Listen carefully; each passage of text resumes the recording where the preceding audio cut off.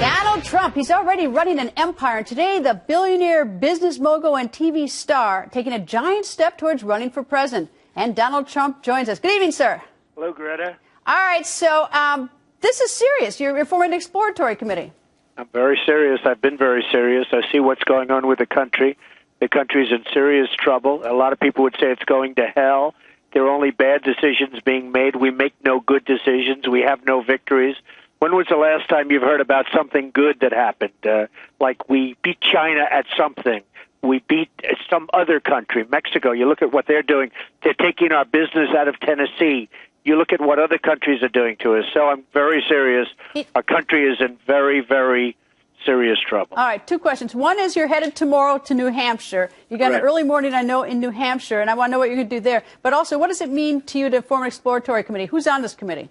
Well, we're forming the committee right now, and what it means is that I'm very serious. I'm looking at it in a fashion that something has to be done with respect to the country, or we're not going to have a country left anymore.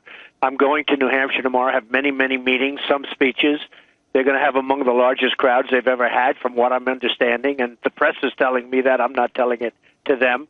And I've always had the biggest crowds. I had the biggest crowd at CPAC, and you can speak to David Bossie or anybody you want, and you'll see that. Now, nobody reports that, but that's okay.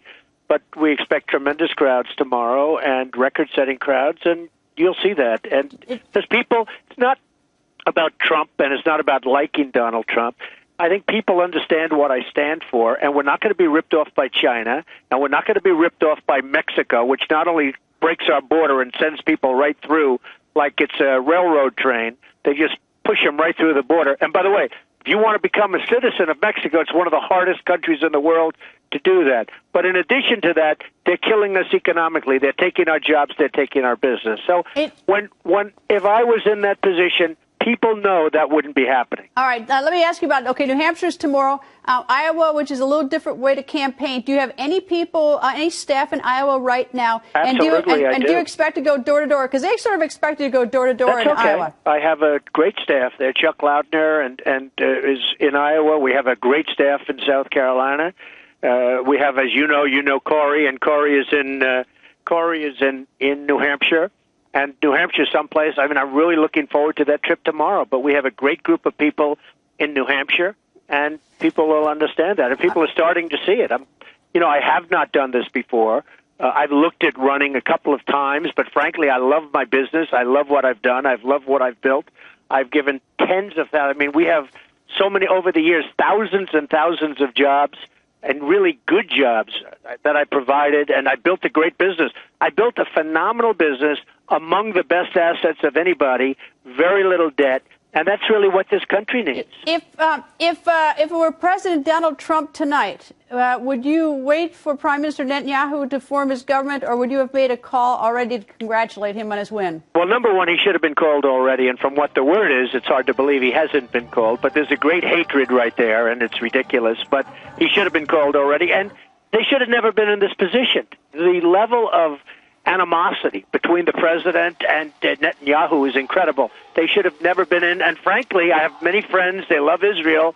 I say the worst thing that ever happened to Israel is Obama. He's the worst thing that ever happened to Israel. So I don't understand how they support him, why they support him, but they do. Maybe it's a habit. Is there a cost to the Americans to have President Obama have this grudge fight with Prime Minister Netanyahu? I think it's a great detriment to this country, and I think it's a really a tremendous detriment to Israel and to the people of Israel. Here you have a stable country, a great country. They've really done a fantastic job. You go over there, it's like an oasis, and we're treating them terribly, absolutely terribly. All right, Donald Trump, thank you very much. I know you got an early morning. I think it's 7 a.m. You have to be in New Hampshire. I do. I'm going to be up there early, and we're going to have a lot of fun, and there are a lot of great people up there, people that love this country, and they really work hard. All right, well, I'm going to track you down next week, Donald, so thank you very much for joining us. Okay, thanks, Greta.